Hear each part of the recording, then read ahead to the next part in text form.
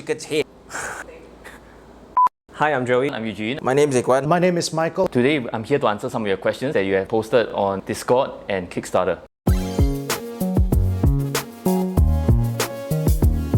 When combined with other VR headset controllers, will we be able to use the extra nodes on the other parts of the body for more accuracy? Yes, we will be able to do that. Yes, so how it works is we track the nodes using a kinematic structure. So the more nodes you have on your body, the more precise the rotations of your body, the more nuance you get in your tracking. Will the nodes work on other props as well? As I explained before, everything works in a kinematic structure. I shall now get a tool to explain how this thing would work. So assume you have a sword. If we could put a node here, that's how our system works. But I won't be able to detect if it shifts hands. But I will be able to detect if it does this or this. How is Axis compared to Perception Neuron, Rococo, Xsense, SteamVR in precision? I think we've mentioned before that Axis is benchmarked against the performance of what I consider very good systems like Xsense and Perception Neuron in terms of precision. So Axis uses IMUs, which is inertial measurement unit, and how that measures in terms of accuracy, our components deliver 1 to 2 degree accuracy in terms of orientation.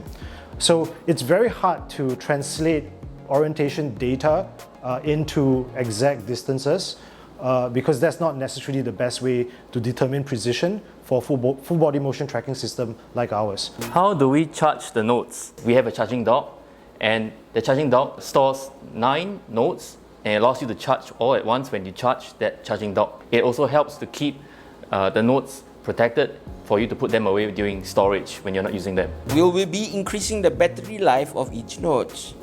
Or to make batteries swappable for continual gaming? We took a better approach. We use a swappable node system. Now the swappable node system is an interesting thing because we had to actually implement something like a pairing system. Now with the pairing system, this allows me to say I have a node on my head. Right? It's running out of battery. I take it out, I put a new one in, and I do my pairing system in the back. I'll explain more about that in another video. And now this is now a hand node. So the pairing system allows us to make sure that we can keep replacing nodes. Will we be able to purchase accessories separately, such as mocap straps and a single node? Yes and no. You will be able to purchase straps and nodes separately once we are closer to launch, but not individually. They will be in sets. It's more for people who want to upgrade from the base package to the content creator. What are some possible games compatible with Axis system? One of the key things for us when it comes to VR games is to support pre-existing VR games. Now we do this in one way, which is what we call the relay method, right? So for OpenVR, we have a relay system that drives Axis, that drives the SteamVR plugins, and then you can just work for all SteamVR games or OpenVR games. Now for OpenXR, something that is in our roadmap, we plan to write vendor-specific scripts so that it will work for body tracking. For the developer side, what happens is we're writing a bunch of plugins, both for Unity and for Unreal, so that everybody can use Axis and build games for it. So one of the key libraries that we wrote is actually an open source library. It's going to be released. It's called the gesture to input mapper. Now the gesture to input mapper works such as that if you do a particular gesture and you can record that gesture, you could map it to a key.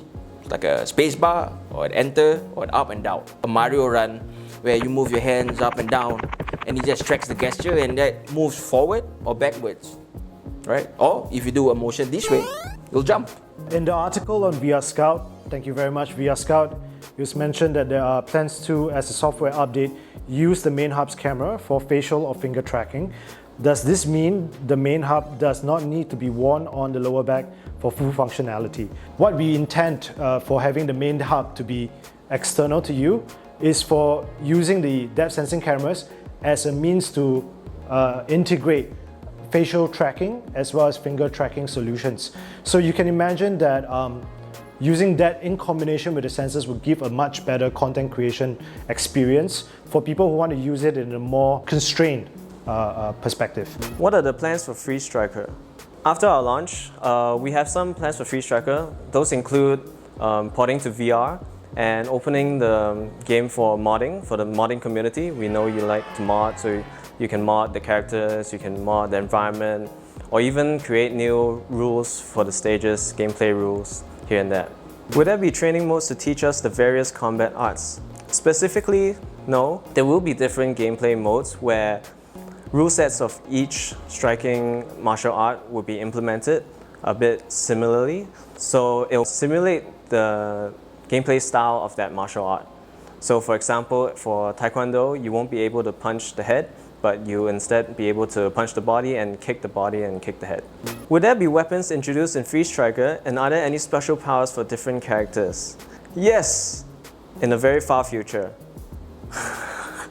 There wouldn't be any weapons soon, but it is in an area where we're very interested in, for characters to conjure the superpowers through different postures, different actions, like the Hadouken. That's something that we're looking into, and we think it'll be really cool once it's in the game.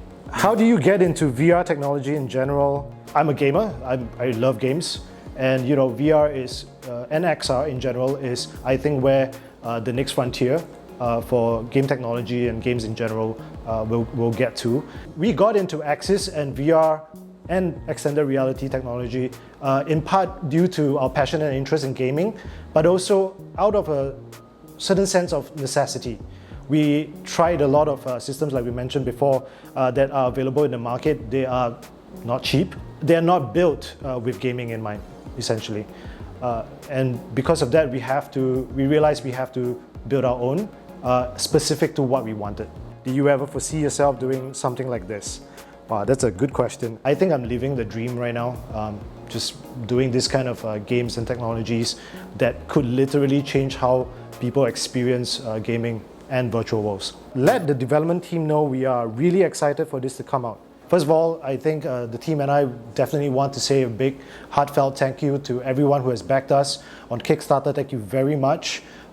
We've been very grateful and appreciative of the support. Hearing something like this really makes our day. So thank you very much. Keep them coming. We are extremely excited to want to put this in your hands.